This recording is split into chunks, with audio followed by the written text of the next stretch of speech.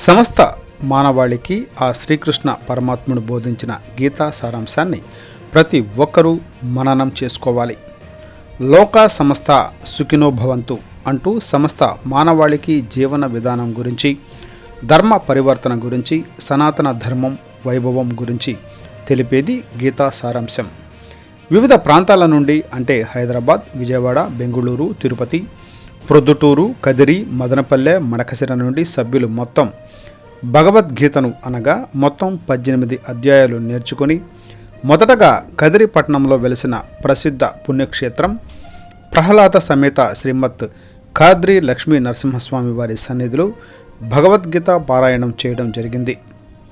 అందులో భాగంగానే గ్రూప్లోని సభ్యులందరూ గురువర్యులు శ్రీ రంగా శ్రీనివాస్ గారు మరియు సుధా శ్రీ గురువు గారు, ఆలయ ఈవో శ్రీనివాసులు రెడ్డి మరియు ఆలయ ఉప ప్రధాన అర్చకులు శ్రీ కుమార రాజా స్వామి గారి సమక్షంలో గీతా పారాయణ సంకీర్తనలు ఆలాపన చేశారు.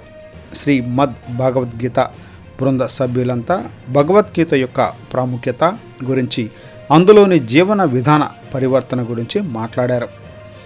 గీతా పారాయణం అనంతరం ఆలయ ఈవో గారికి గురువు గారు శ్రీ రంగ శ్రీనివాస్ గారు మరియు సుధాశ్రీ గారు, కార్యక్రమ నిర్వాహకులు మించాల శ్రీదేవి, మించాల మురళి మరియు వారి బృందం సత్కరించి శ్రీ మద్ భాగవతం ప్రతిని అందించారు.